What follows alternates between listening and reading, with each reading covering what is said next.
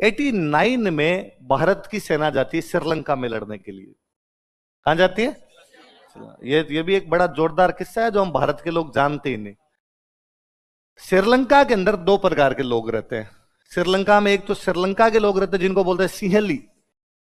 क्या बोलते हैं? एक भारत के कुछ लोग रहते हैं तमिल। कौन रहते हैं? कभी अपने तमिलनाडु में एक साम्राज्य हुआ करता चोल। कौन सा साम्राज्य था? और चोलों ने श्रीलंका पे कब्जा किया था। चोलों ने श्रीलंका पे, तमिलनाडु वाले श्रीलंका जा सकते हैं, ज्यादा दूर नहीं पड़ता। चोल अपने वहां पे कब्जा कर गए। चोलों का चिन्ह था टाइगर। चोलों का जो राज्य चिन्ह था वो क्या हुआ करता? टाइगर। और चोल टाइगर गए, जाके श्रीलंका पे कब्जा कर लिया। तो जब उन्होंने कब्जा किया तो अपनी जनसंख्या भी बसाई उन्होंने, इसलिए तमिल वहां पर जाके बस गए। कालांतर में साम्राज्य नष्ट हो गए, अंग्रेजों के राज आ गए। श्रीलंका में भी अंग्रेज थे। 48 में श्रीलंका को अंग्रेज आजाद कर गए। अंग्रेजों को आजाद करने के बाद श्रीलंका में आ गया लोकतंत्र। लोकतंत्र में तो उसकी चलेगी जिनके माथे ज्यादा है संख्या। जिनकी संख्या ज्यादा उनकी सरकार, और संख्या ज्यादा किसकी? तमिल पड़ गए कम। इसलिए श्रीलंका वाले तमिलों को बहा भी नहीं थे, और तमिलों को किसी प्रकार के अधिकार नहीं। सारे अधिकार किसके पास में? और वो कहे तमिल इंडिया से आए, इनको किस बात के अधिकार दिए जाए? इसलिए तमिलों ने अपनी तरफ देखा, और तमिलों ने भारत सरकार कहा कि भारत सरकार हम तुम्हारे हैं यार, ये श्रीलंका वाले हमारे साथ ऐसा व्यवहार करते हैं। तो हमने कहा कि देखो, मरे हम बिना स्वर्ग को नहीं, कुछ ना कुछ खुद ही करने पड़ेंगे। भगवान भी उनकी सहायता करता है जो खुद की सहायता करते हैं। तो हम क्या करें? तो इन लोगों ने एक आतंकवादी संगठन बनाया, इसका नाम था लिट्टे। क्या नाम था? Liberation of Tamil Eelam tigers association. Tiger चिन्ह था उनका। दुनिया का एकमात्र आतंकवादी संगठन था जिसके पास में एयरफोर्स और नेवी भी थी। बाकी आपके ISIS और अलकायदा भी अभी तक इन्फेंट्री से काम चला रहे हैं। पैदल सेना इनके पास में, इनके पास भी अभी तक वायुसेना और नेवी इनके पास पूरी थी। एयरफोर्स थी, नेवी थी, इन्फेंट्री थी, और श्रीलंका को ढंग से डरा के रखता था लिट्टे। पूरा सपोर्ट अपना, तन मन धन से कोई सपोर्ट कर रहे थे लिट्टे को तो अपने कर रहे थे। इसलिए लिट्टे जब तक जिंदा रहा, लिट्टे जब तक श्रीलंका में रहा, श्रीलंका की औकात नहीं हुई कि भारत सरकार के सामने कभी आंख उठा ले। श्रीलंका ने कभी मतलब गलती से भी कह दिया कि हम चीन के साथ में संबंध स्थापित करेंगे, हम खाली लिट्टे को इतना कहते थे, लिट्टे कोलंबो की तरफ 2 धमाके अभी हाथों हाथ। लिट्टे हाथों हाथ 2 मिसाइलें छोड़ता, श्रीलंका सरेंडर करता। अरे गलती हो गई, सॉरी सॉरी नहीं करेंगे आप, और इसने कह दिया था मैंने नहीं कहा टाइप के हालात थे उनके। लिट्टे को हम पूरी ट्रेनिंग दिया करते। लिट्टे अपना एकदम शानदार संगठन के रूप में काम कर रहा था। श्रीलंका में एक राष्ट्रपति बना जयवर्धने। कौन बना? भारत की यात्रा पे आया। भारत के प्रधानमंत्री राजीव गांधी बोले थे, सीधे आदमी थे। राहुल गांधी को देख के लगता है अभी कि सीधा आदमी है राहुल गांधी, है ना। बेचारे मन में कोई यूं कड़वाहट, छल कपट नाम की चीज। और राहुल गांधी की दिक्कत है कि सामने जो 2 आदमी है ना, कूट कूट के भरा हुआ है। साम दाम दंड भेद उनको सब आते हैं, इसलिए राहुल गांधी की पार नहीं पड़ रही। बड़ा आदमी है बापड़ा, सीधा साधा ना। फ्रांस में एक राजा हुआ था लुई 16वां। कौन राजा हुआ? उसके टाइम में क्रांति हुई थी फ्रांस में, राजतंत्र क्या हो गया था समाप्त। तो लुई 16वें के बारे में एक लाइन है कि लुई 16वां राजा के रूप में योग्य आदमी नहीं था। आदमी बहुत अच्छा था लेकिन राजा के रूप में अच्छा आदमी नहीं। यदि वो गृहस्थ होता, गृहस्थ मतलब नॉर्मल लाइफ जीने वाला होता, तो बहुत अच्छा गृहस्थ होता। अपनी बीवी और बच्चों के साथ में रहता, सुबह शाम सब्जी लेके आ जाता, पत्नी की सहायता करवा देता, तो बहुत अच्छा बंदा होता। अपने बच्चों के लिए अच्छा पिता होता और अपनी पत्नी के लिए अच्छा पति होता। मुझे सेम बात राहुल गांधी के बारे में लगती है कि पॉलिटिक्स के अंदर बंदा है नहीं।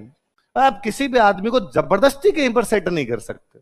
आपकी कुछ इनर फीलिंग होती है ना, वो रहती है। वो है ही नहीं राहुल गांधी में, कहीं दूर दूर तक ही नहीं आती। वो बड़ा सीधा आदमी है। सेम राजीव गांधी थे। राजीव गांधी बहुत भले सीधे से आदमी थे एकदम। एयर इंडिया की फ्लाइट उड़ाया करते, जयपुर से दिल्ली। पायलट थे राजीव गांधी।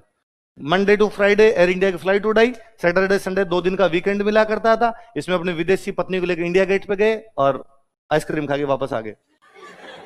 ये लाइफ थी राजीव गांधी की, सीधी सादी।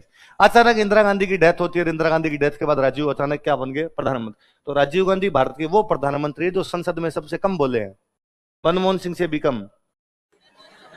बोलते ही नहीं थे वो, कि उनको कहा हुआ था कि अपने नहीं बोलना चाहता। तो मुझे हमेशा लगता है कि राहुल गांधी के सलाहकार मूर्ख है, उनको कहना चाहिए तू चुप रह, तू जैसे बोलता है बीजेपी के वोट बढ़ जाते हैं, इसलिए तू अपने बस बैठा रहे, मुस्कुराता रहे, इसमें वोट मिल जाएंगे कांग्रेस को। पर उससे कुछ ना कुछ बुलवा देते हैं, वो भोला आदमी है बापड़ा, कुछ ना कुछ कह जाता है, बीजेपी वाले मजे ले जाते हैं बाद में उसके। तो बाकी मुझे एज ए पर्सन बहुत भला, बहुत सीधे आदमी लगते हैं यार, सीधे आदमी। तो राजीव गांधी के पास श्रीलंका के राष्ट्रपति आए जयवर्धन है, और जयवर्धन ने आगे राजीव गांधी को कहा कि राजीव जी, हमारे एक वहां संगठन है लिट्टे, हमें बहुत परेशान करता रहता है, आप हमारी हेल्प करो। और राजीव गांधी ने हाँ और बदली हेल्प करेंगे। ये कैसे कर सकते हैं, अपना ही संगठन, अपने उसके खिलाफ कैसे जा सकते हैं। और हमने हमारी आर्मी भेज दी श्रीलंकन आर्मी की सहायता के लिए लिट्टे के खिलाफ। हमने कहा तो यह था कि पीस कीपिंग फोर्स है, शांति सेना। क्या है? श्रीलंका में शांति स्थापित करने के लिए भारत ने क्या भेजी है? सेना। इसका मतलब था कि लिट्टे और श्रीलंकन आर्मी लड़ेगी, हमारी सेना उनको बैक सपोर्ट करेगी।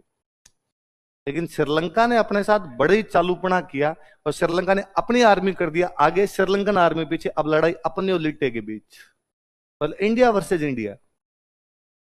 हम हमारे एक संगठन के खिलाफ लड़ रहे थे, वो संगठन जिसको ट्रेनिंग हमारी थी, वो संगठन जिसको धन हमारा था, वो संगठन जिसके हथियार हमारे थे, सारे के सारे हम लड़े। अब उससे बड़ी बात, लिट्टे को हमारी पूरी ट्रेनिंग का पता था कि आर्मी की ट्रेनिंग कैसे होती है। लिट्टे खुद आर्मी के जवान टाइप के थे, इसलिए 89 में लिट्टे ने अपने को इतना बुरा हराया था जिसकी हद नहीं है। इसलिए हम 89 का नाम ही नहीं लेते। आज दिन तक जब युद्धों की बात की जाती है भारत में, हम कहते हैं 48 पाकिस्तान, 62 चाइना, 65 पाकिस्तान, 71 पाकिस्तान, 99 पाकिस्तान। वाई 89? 89 कहां चला गया आपको भाई नोट, उसका जिक्र क्यों नहीं करते? कारण दो है। एक तो हम गलत फंस गए थे वहां पर, दूसरा एक कारण, जैसे हमने हमारी सेना उतारी, हमारे तमिलनाडु ने बगावत कर दी। तमिलनाडु वालों के रिश्तेदार हैं वो तमिल सारे, किसी की बेटी वहां शादी की हुई, किसी के बेटे की शादी की हुई, सबके ननियाल है उधर श्रीलंका के अंदर। और तमिलनाडु ने कहा कि यार आप हमारे रिश्तेदारों के खिलाफ मारने के लिए चले गए। तमिलनाडु ने धमकियां दी कि भारत से अलग होंगे। तो हमें लगा अपने देश के अंदर ही मामला बहुत भयंकर बड़ा हो जाएगा। फिर दूसरा हालात ये थे कि हम कुछ जानते ही नहीं थे यार श्रीलंका के बारे में। अचानक एक आर्मी उतारी कि लिट्टे से जाके लड़ लो। अब जंगलों में न तो अपने को लोकेशन पता, न अपने को रास्ते पता, इसलिए हालात ये थे कि अपना एक जहाज भर के जाता श्रीलंका, वापस लाश ही आती। इतने फौजी शहीद करवा लिए थे हमने। ऑपरेशन पवन नाम था उसका।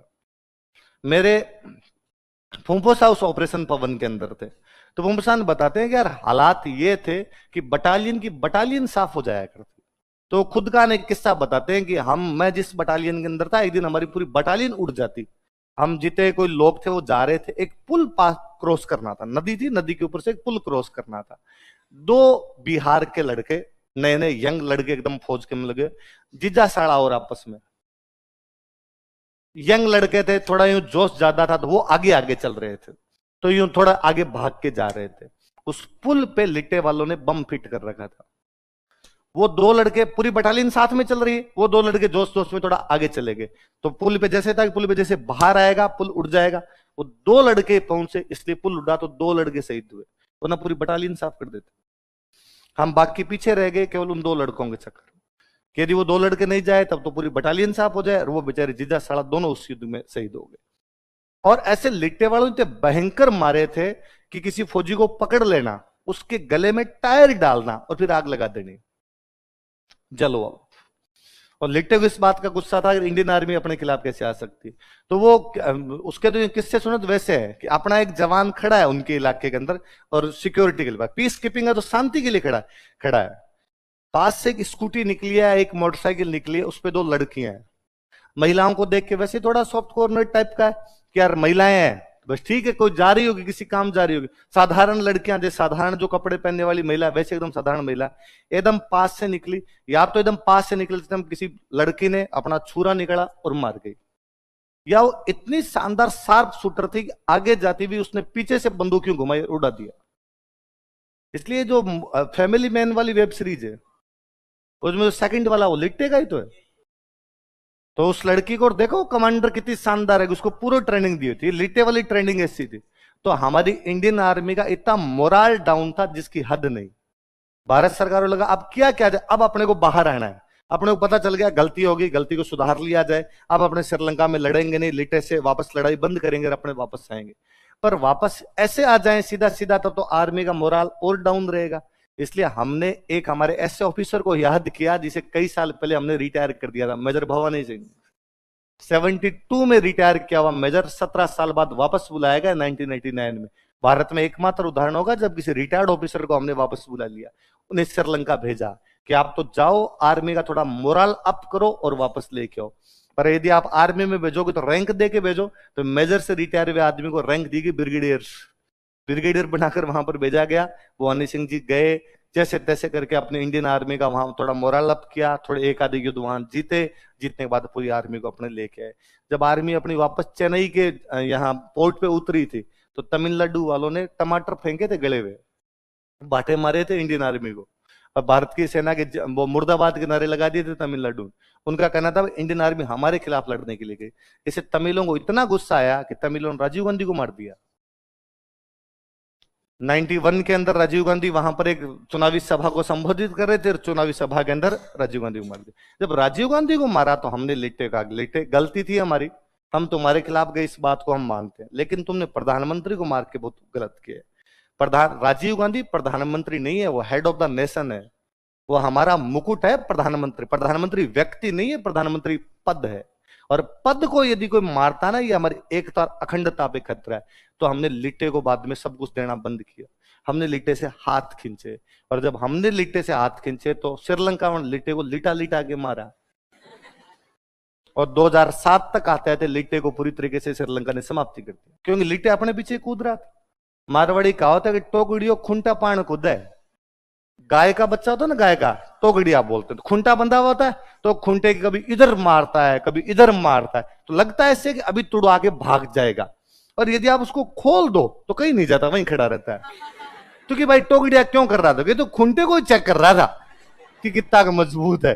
तो लिट्टे अपने पीछे कूद रहा था, वो तो टोकड़िया था, खुंटे तो अपने थे। और जब खुंटा ही टूट गया तो टोकड़िया कहां जाता, टोकड़िया को तो खड़ा रहना ही था वहां पे। इसलिए 2007 तक आते आते श्रीलंका में लिट्टे पूरा समाप्ति हो गया। श्रीलंका का राष्ट्रपति था महिंद्रा राजपक्से। कौन राष्ट्रपति था? महिंद्रा राजपक्से वहां का राष्ट्रपति था। अब जब श्रीलंका को लिट्टे का डर ही नहीं रहा तो श्रीलंका भारत से क्यों डरे? इसलिए 2007 के बाद में जब हम तो तैयारी करते थे तब दिल्ली पढ़ते ही ये थे, श्रीलंका ने कहा कि चीन के साथ में द्विपक्षीय संबंधों को मजबूत किया जाएगा। श्रीलंका ने कहा कि हम्बन टोटा बंदरगाह अब चीन बनाएगा। श्रीलंका ने कहा कि भारतीय कंपनियों को दिए गए ठेके निरस्त किए जाते हैं। श्रीलंका ने कहा कि भारत के साथ संबंधों पर पुनर्विचार किया जाएगा। श्रीलंका ने कहा कि सड़क बनाने के सारे ठेके चीनी कंपनियों को दे दिए गए, और हम यूं दांत पीस पीस के रह जाएं। क्या करें, लिट्टे तो था नहीं, वरना तो हम लिट्टे कहते दो एक सल्टा दे इधर से। अब लिट्टे था नहीं, श्रीलंका ने ढंग से आंख दिखाने शुरू की। 2015 में वहां पर चुनाव होने वाले थे। पूरी दुनिया को लग रहा था कि महिंद्रा राजपक्से वापस जीतेगा, और महिंद्रा राजपक्से की हालत बहुत अच्छी थी। हमें भी लग रहा था कि महिंद्रा राजपक्से जीतेगा, पर यदि महिंद्रा राजपक्से जीतता है तो भारत के लिए फिर खतरा है। वो किसकी गोद में जाके बैठ जाएगा? चाइना की गोद में मतलब कितना श्योर रहा होगा कि महिंद्रा राजपक्से जीतेगा कि उन दिनों किक मूवी आई थी, किक, सलमान खान जैकलिन फर्नांडिस वाली। जैकलिन श्रीलंका की है, इसलिए जैकलिन और सलमान खान महिंद्रा राजपक्से का प्रचार करके आए थे श्रीलंका में, कि सब दुनिया को लग रहा है ये जीत रहा था, अपने जीतते हुए का प्रचार करके आए तो श्रीलंका वाले भी अपने से राजी रहेंगे। पर तब तक अपने इंडियन गवर्नमेंट ने बहुत दिमाग लगाया। उनकी गवर्नमेंट में रक्षा मंत्री था जिसका नाम था मैत्रीपाल सिरिसेना। क्या नाम था? बहुत ईमानदार आदमी एकदम, मैत्रीपाल सिरिसेना। और हमने मैत्रीपाल सिरिसेना से कांटेक्ट किया, और हमने मैत्रीपाल सिरिसेना कहा कि मैत्रीपाल सिरिसेना, क्या तू श्रीलंका का राष्ट्रपति नहीं बनना चाहता? उसने कहा बनना चाहता हूं, पर यार इतना पुदीना नहीं है। पार्टी चाहिए, पैसे चाहिए, वोट चाहिए। हमने कहा ये सब देंगे हम, तो राष्ट्रपति पद के उम्मीदवार का पर्चा भर। इसलिए महिंद्रा राजपक्षे के सामने हमने उसी के रक्षा मंत्री को खड़ा किया। अब श्रीलंका उसकी कोई पार्टी नहीं बेचारेगी, तो वहां श्रीलंका में जितनी छोटी छोटी पार्टियां थी, महिंद्रा राजपक्षे को छोड़ के बाकी छोटी छोटी पार्टियां थी, बाकी जितनी छोटी छोटी पार्टियां थी, हमने उनको पैसे भरे, मुंह भरा उनका पैसे दे देंगे। और हमने कहा तुम सारे गठबंधन बनाओ और तुम्हारा उम्मीदवार घोषित करो मैत्रीपाल सिरिसेना। वो पैसे के चक्कर में श्रीलंका वाली सारी पार्टियां अपना उम्मीदवार किसको बना गई। फिर हमने हमारे तमिलों को कहा कि वोट इधर। महिंद्रा राजपक्षे को चुनाव हरा गए हम 2015 में। महिंद्रा राजपक्षे ने चुनाव हारते ही कहा कि मेरी हार में भारत सरकार का हाथ है। श्रीलंका की सरकार कही कि भारत सरकार ने हरा दिया, कि मुझे भारत सरकार द्वारा हराया गया है। और उसने कहा कि यहाँ रो का एक एजेंट है, रो है अपने रो, रिसर्च एंड एनालिसिस विंग नाम उसका, रिसर्च है, बाकी रिसर्च अलग ही करती है वो। उनको कहा गया कि भाई इन्होंने कहा कि इन्होंने हराया है हमें, और ये भारत सरकार का एक वो रो का अधिकारी यहां बैठा हुआ था, और जैसे ही मैं हारा हूं उस दिन उसको वापस बुला लिया। तो हमने कहा भाई रिटायरमेंट की उम्र यही थी इसकी, अब हमें क्या बता, तुम्हारे चुनाव का रिजल्ट आज ही आना, रिटायर करना था बंदे को तो बुलाते हैं वापस। अब वो तो हारा, उसने आरोप क्या लगाया, मुझे किसने हराया, राष्ट्रपति कौन बना, मैत्रीपाल सिरिसेना का राष्ट्रपति बनते ही बयान है भारत के साथ संबंधों को मजबूत किया जाएगा।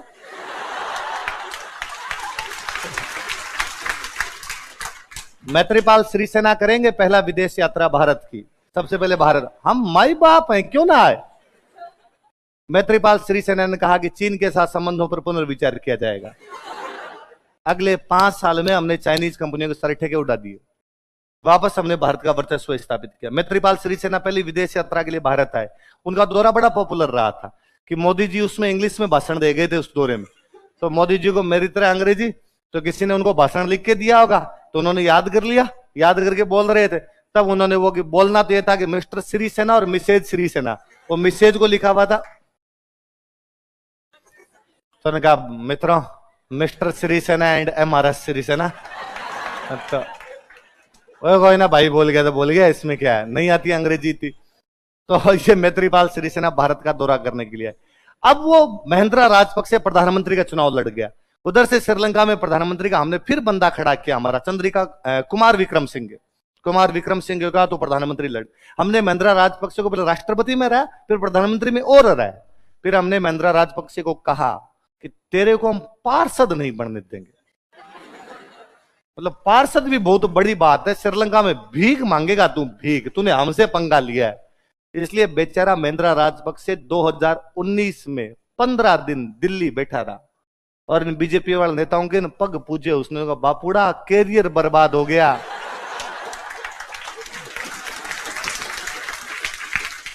किसी लायक नहीं हूं, ऐसे मत करो, मैं करूंगा क्या जिंदगी में। तो हमने कहा कि ठीक है, इस बार हम किसी को सपोर्ट नहीं करेंगे, उल्टा तेरी तरफ भी रह जाएंगे थोड़ा बहुत, पर तेरी सरकार आने के बाद में हमारे पक्ष में, और तू राष्ट्रपति नहीं बनेगा और किसी को बना। तो उसने कहा ठीक है, मैं नहीं बनूंगा, मेरे भाई को बना दूंगा। इसलिए अपने भाई को बनाया है उसने, गतबहे राजपक्षे। क्या नाम है उसका, क्या नाम है, गत मतलब चला गया, भय मतलब डर, जिसका डर चला गया हो, गत भय राजपक्षे। अपने हिंदी के अखबार वालों को लिखना नहीं आता, इसलिए लिखते हैं गोटा भया राजपक्षे। ये गोटा भया नहीं है, मतलब ये अपने हिंदी में नाम होता होता निर्भय सिंह राजपक्षे। निर्भय, जिसको किसी बात का डर, गत भय, जिसका भय चला गया हो, जिसे किसी भी बात का भय, पर आदमी जैसा नाम होता वैसा हो ये जरूरी नहीं। जैसे श्रीलंका में इस बार वो कोलैप्स हुआ, श्रीलंका में इकोनॉमिक सिस्टम, सबसे पहले भय जिस आदमी को लगा उसका नाम क्या है, मगर यार गत भय को सबसे पहले भय लगा, सबसे पहले गत भय भाग के गया। तो श्रीलंका की हालत अब तो वापस खराब ही हो गई। बाकी श्रीलंका में राजपक्षे परिवार को बर्बाद करने वाले हम हैं, बहुत ढंग से हमने बर्बाद किया राजपक्षे परिवार को, कि भाई तेरे को कुछ नहीं करने देंगे। और श्रीलंका ने कम से कम चीन की उसमें जाके बैठना तो बंद ही कर दिया। ये नेपाल में हमने बहुत भयंकर कांड कर दिया था 2015-16 के आसपास। नेपाल में भी वहां 2 प्रकार के लोग, एक तो नेपाली और एक वो इंडियन मूल वाले रहते हैं वहां पे मधेसी। नेपाल संविधान बना गया। नेपाल में जब तक राजा महाराजा थे ना, राजा महाराजा इंडिया के साथ बहुत अच्छे रिलेशन रखते थे, क्योंकि नेपाल के राजा इंडिया से गए हुए थे, अपने चित्तौड़ से, मेवाड़ से गए हुए थे अपने, इसलिए उनको हमेशा लगता था हम इंडियन है, तो इसलिए इंडिया के साथ बहुत अच्छे रिलेशन थे। इवन त्रिभुवन देव 47 में उनके वो राजा थे, उन्होंने नेहरू जी को यह तक कह दिया था कि हमें राज्य बना लो, कि नेपाल को भारत का राज्य बना लिया, जैसे तुम्हारा हिमाचल प्रदेश, जैसे तुम्हारा उत्तराखंड, वैसे एक बना लो नेपाल, और वैसे तुम्हारे नक्शे के अंदर ही आता है, पर नेपाल अपने नक्शे में तो आता है। तो पर हमने नेपाल को कहा कि नहीं नेपाल, हम किसी पे कब्जा नहीं करेंगे। तो नेपाल ने कहा कि साहब कर लो तो ठीक रहेगा, मैं तो खुद ही कब्जा करवाना चाहता हूं। तो हमने कहा नेपाल तेरी दिक्कत है तो हमें बता दे, हम तेरी दिक्कत दूर करेंगे। नेपाल ने कहा दिक्कत, तुम थोड़ी ज्योग्राफी जानते हो कि नहीं जानते, मैं लैंड लॉक कंट्री हूं। कैसी कंट्री हूं? जिसके कहीं से भी समुद्र नहीं लगता, लैंड से लॉक है। और वे देश जिनके चारों तरफ समुद्र ना हो, व्यापार कहां से करेंगे? मर जाओगे ना भूखे, सामान कहां से मंगाओगे? तो जापान ने कहा लैंड लॉक है हम, सामान कहां से आएगा हमारे तो ये नहीं समझ में आ रहा। तो हमने कहा जापान चिंता, सॉरी नेपाल चिंता मत करो, हम तुम्हें 2 बंदरगाह दे देंगे, कलकत्ता और विशाखापट्टनम। कलकत्ता और, इसलिए नेपाल आज भी किसी भी देश से सामान मंगवाता है तो पार्सल पर एड्रेस कलकत्ता और विशाखापट्टनम का लिखता है। नायका वालों को कहता है कलकत्ता भेज दो, फिर अपने यहाँ जाएंगे। जो भी उनको पार्सल मंगवाने होते हैं, अपने किसी भी देश से सामान मंगवाना, यहां से मंगवाता है। फिर नेपाल की अपने खूब सहायता करते हैं। 2 चीजें तो नेपाल में अपने ही भेजते हैं, दवाइयां और सब्जियां, अपने ट्रक भर भर के नेपाल में भेजते। इवन हमने नेपाल की साइड से बाउंड्री भी नहीं बना रखी, हमने नेपालियों का रखा आ जाया करो यार, तुम तो सीधे आ जाया करो, पासपोर्ट की भी आवश्यकता। इवन हमने नेपालियों का तुम नौकरी कर लो आके, तो अपने नेपाली यहाँ नौकरी करते। हमने नेपालियों कहा कि तुम तो यार हमारी सेना में शामिल हो, गोरखा रेजिमेंट। और नेपाली कितने मतलब अपने यहाँ पे कि अपने सारे कुक, गार्ड, सारे गार्ड अपने को नेपाली मिल जाएंगे, खूब सारे नेपाली। और नेपाली लगता ही नहीं कि अपने को अलग है। यूपी बिहार वाले टाबरों को ननियाल नेपाल है, नेपाल वाले टाबरों को ननियाल यूपी बिहार। अब वहां ही भाई लोकतंत्र, 2007 के बाद वहां लोकतंत्र है। लोकतंत्र है तो नेता नेता ही होता है। नेता चाइना की गोद में जाके बैठ गए। राजा महाराजा को तो इंडिया से लगाव था, उधर क्या लगाव? चाइना ने हड्डी थोड़ी डंकी फेंकी तो नेता सारे उधर जाके बैठ गए। तो चाइना, इधर नेपाल में राष्ट्रपति बना प्रचंड, प्रचंड, पुष्प कमल दहल प्रचंड पूरा नाम है उसका, वो प्रचंड बना। और उनके टाइम में उधर उन्होंने कोई रूल लागू कर गए। एक तो प्रचंड ने बनते ही कहा कि मैं चाइना की यात्रा करूंगा। हमने कहा प्रचंड ऐसे नहीं करते यार, हम तेरे दोस्त। उन्होंने कहा ना ना, आपने पहली यात्रा चाइना करे। तो प्रचंड की बेटी अपने को दिल्ली कॉलेज में पढ़ती थी, तो हमने उसको बुलाया कि इधर तेरा एडमिशन रद्द है, हॉस्टल से कपड़े बाहर बाहर रखो, दे बाहर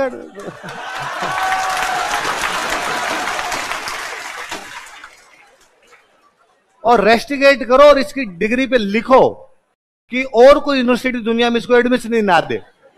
रेड रेड लगाओ, रेड कि बदतमीज है, अच्छा व्यवहार नहीं करती, जिते लगाने उतने लगाओ। वो रोई तो उसने कहा मैम इससे तो मेरा करियर बर्बाद हो जाएगा। तो डैडी को फोन करो, चाइना नहीं जाना। तो हमने उस पर दबाव बनाई, उसकी चाइना यात्रा खत्म करवा दी थी। पर्सन ने हाथों हाथ कहा कि स्वास्थ्य खराब होने की वजह से चाइना नहीं जा पाऊंगा। हमने वापस कहा कि नहीं, हॉस्टल में रहो। प्रैंक था, प्रैंक हॉस्टल में। तो हम प्रचंड का दौरा रद्द करवा गए थे पूरा। फिर श्रीलंका, नेपाल थोड़े दिन पहले एक कांड और कर गया। नेपाल ने कहा कि मधेसी जितने भी रहते हैं ये नेपाल में कोई संवैधानिक पद पे नहीं आ सकते।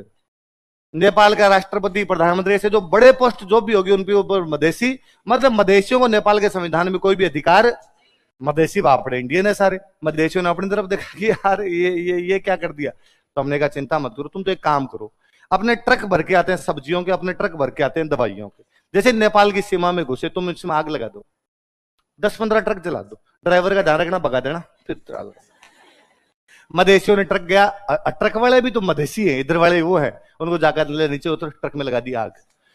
तो 4-5 ट्रकों में आग लगवाई हमने। फिर हमने नेपाल को कहा कि नेपाल में गृह युद्ध होने के कारण सब्जियां व दवाइयां नहीं भेजी जा सकती। तो हमने नेपाल की सब्जियां और दवाइयां रोक दी।